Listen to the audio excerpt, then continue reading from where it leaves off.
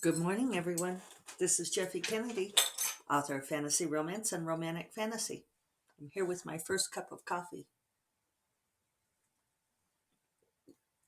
Wow, it's good.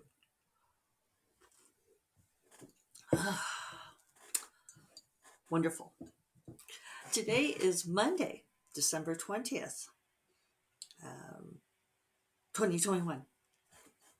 12/20, 2021. So, yeah, winding the year down. I am working today and tomorrow. Keep going for normal word count days the next 2 days, trying not to get short timer's disease. And then traveling for Christmas. Yeah, looking forward to holidays. Theoretically, I won't be doing a podcast Thursday or Friday, but theoretically I will be a week from today. I might try to do I don't know, I keep waffling. Do I want to do a regular week between Christmas and New Year's, which my writing schedule says yes. Um, I'm also kind of wishing I could just take it off,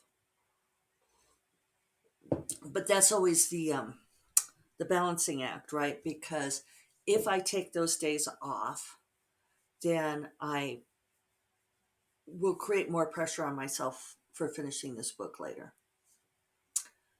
But then there's that front loading of the stress relief and relaxation and stuff that if I take the week off, um, maybe I'll be more refreshed for writing the book in the new year.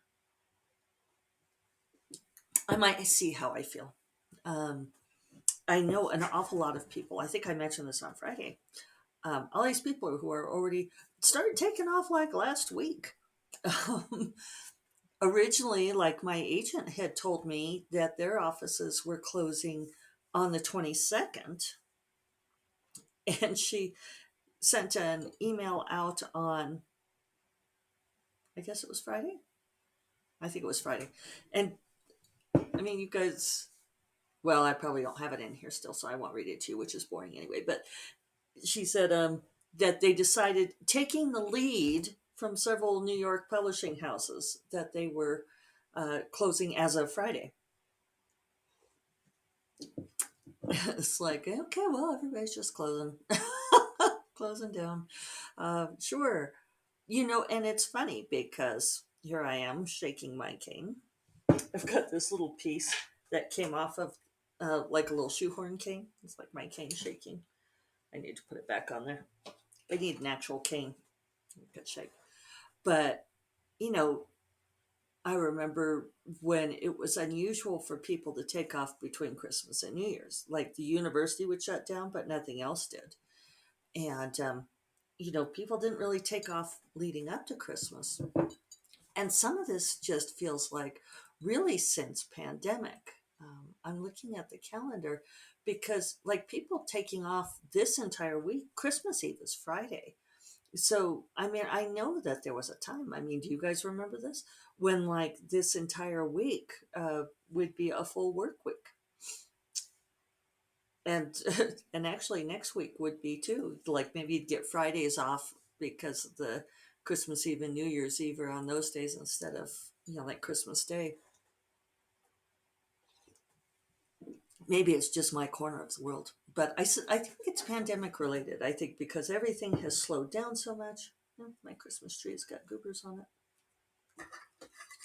Oh, you know why? Because it fell off my desk yesterday and into the no man's land. Even with the ladies coming to clean, there's still dust bunnies havens in the house. It'll probably take forever to completely get up to snuff.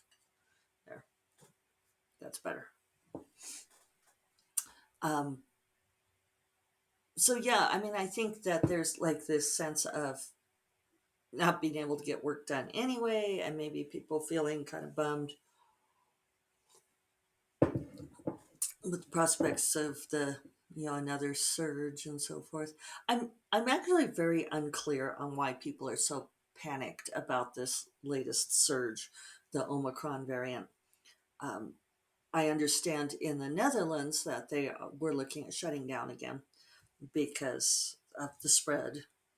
Um, it's but it's because all these people are unvaccinated, right? I mean, it's like I don't know. I'm feeling pretty hard-hearted about it at this point.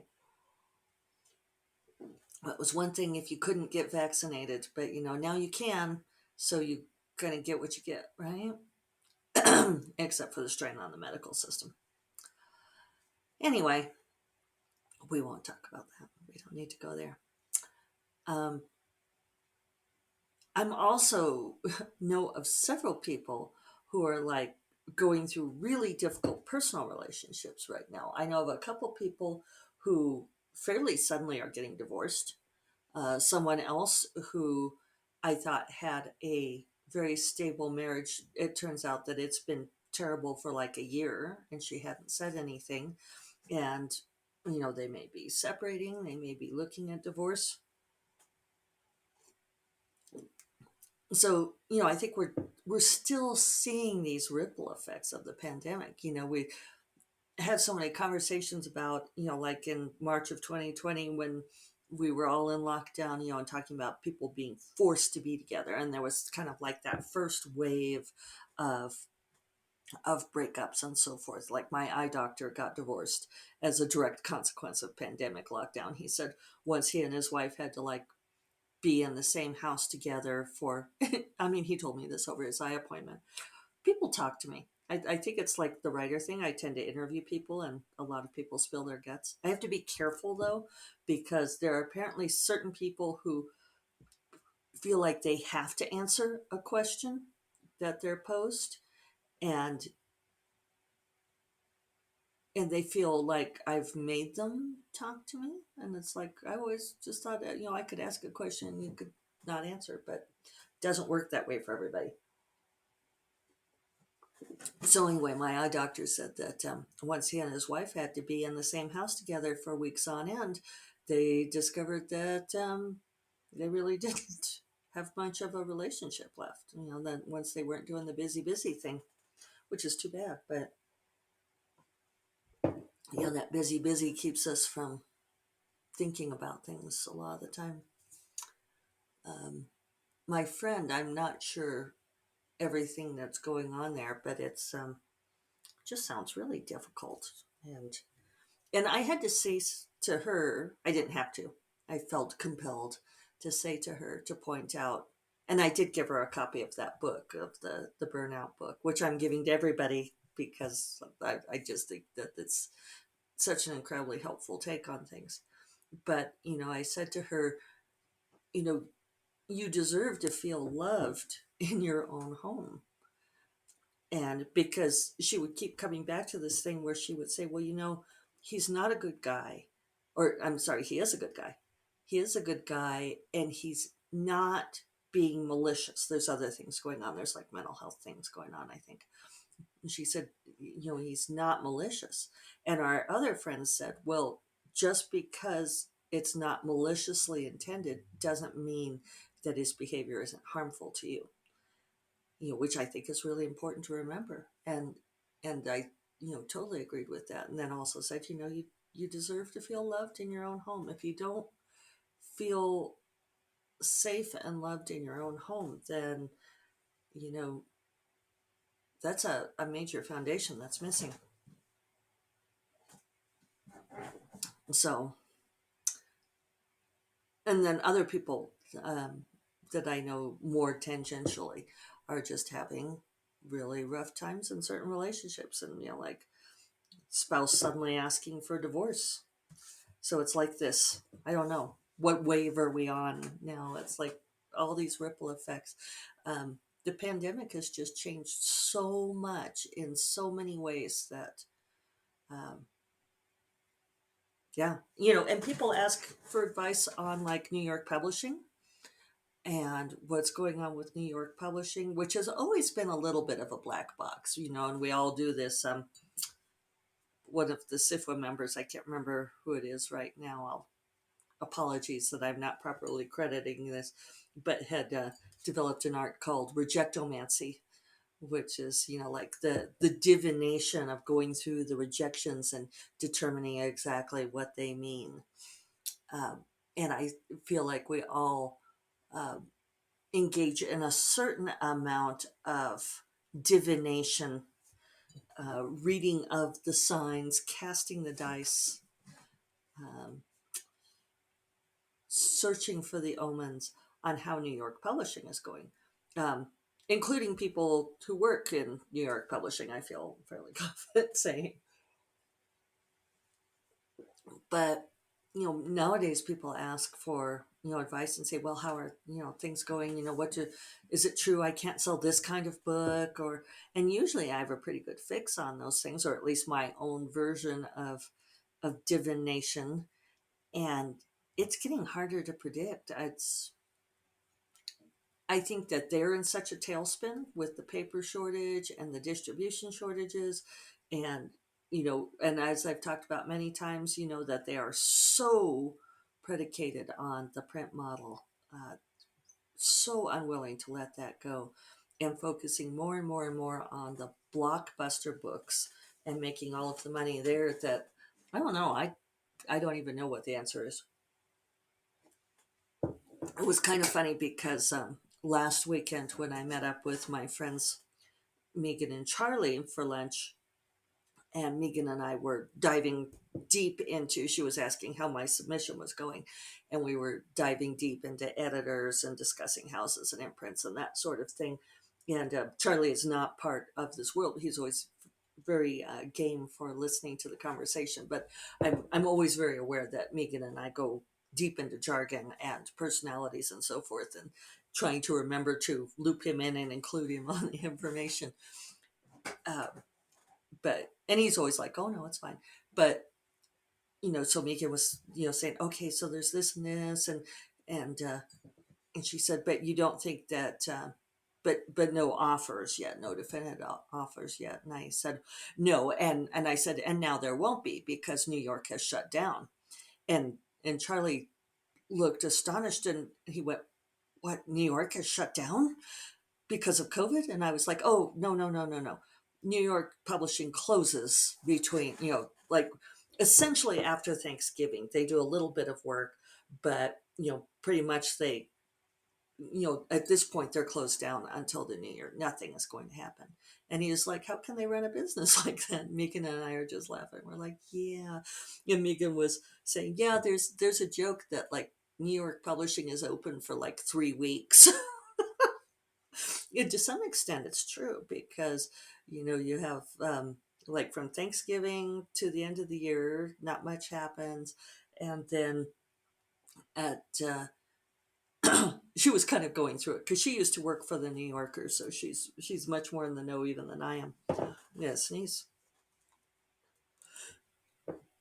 Okay, that's better. So anyway, she was like going through the different things, but like everybody leaves New York in the summer and goes to their house in the Hamptons, and there is a certain amount of truth to that. There are like fairly narrow windows in New York publishing, um, and it is funny because the people in New York publishing are forever complaining about how horribly busy they are and how they never have time to do anything, and doing so much work.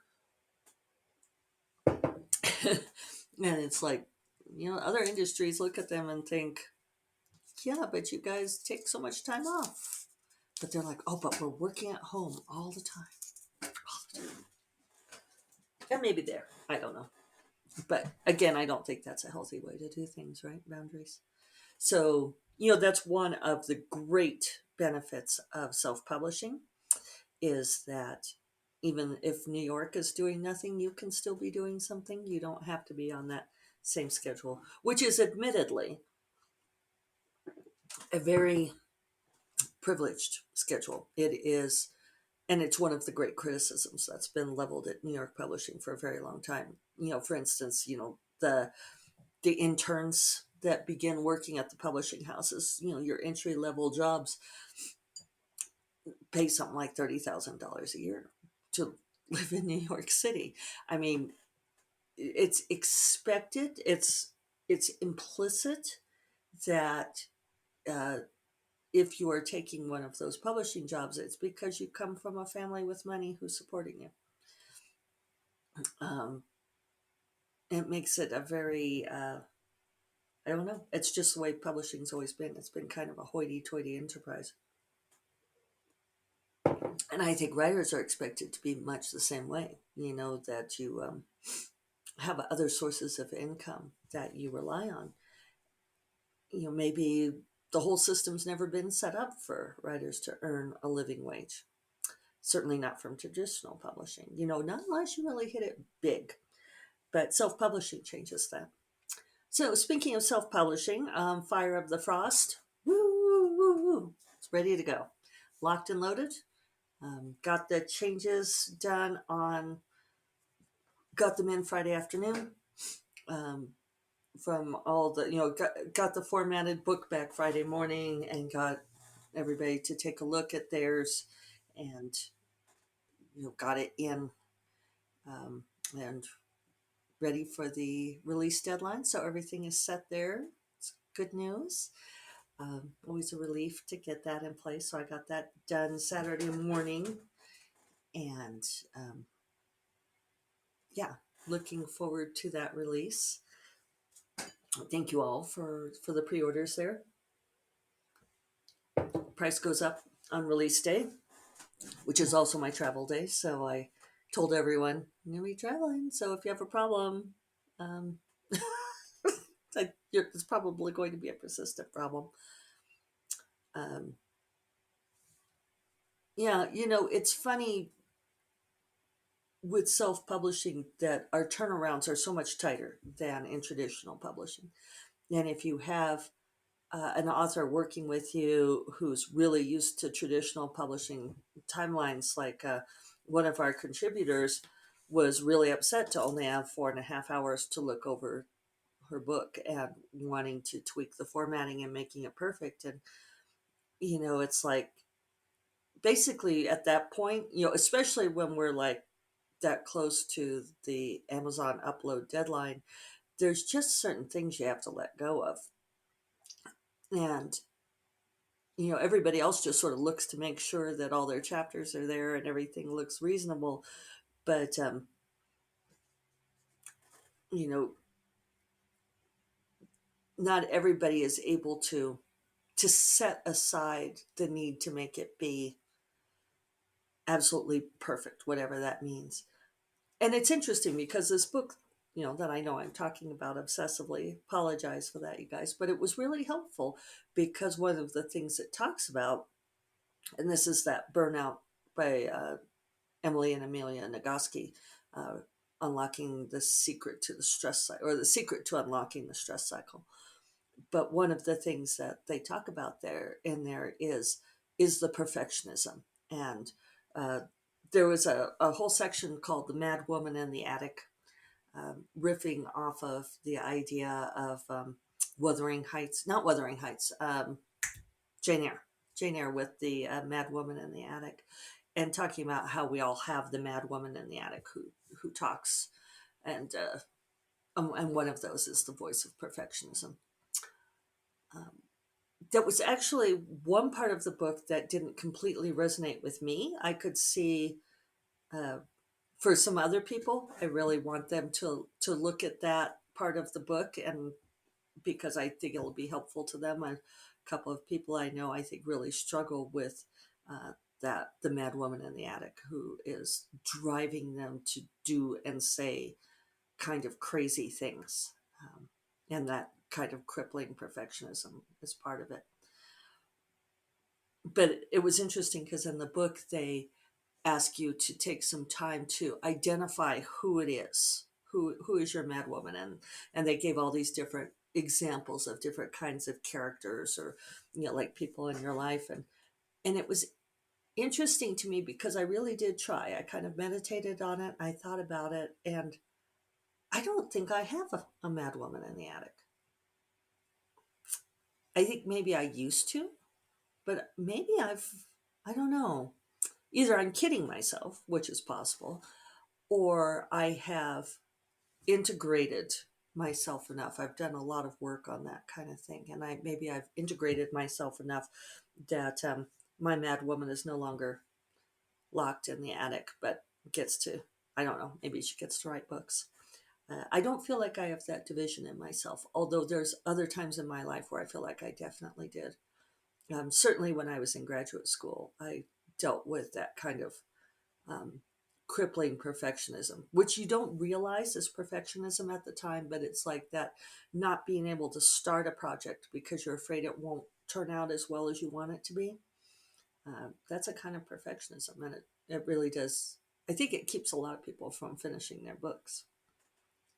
So that was kind of a meandering podcast today. Um, Pre Christmas reflections on life, the mad woman, and everything. On that note, I'll remind you all that First Cup of Coffee is part of the Frolic Media Podcast Network, and you'll find more podcasts you love at frolic.media/podcasts. And I will talk to you all tomorrow. Take care. Bye bye.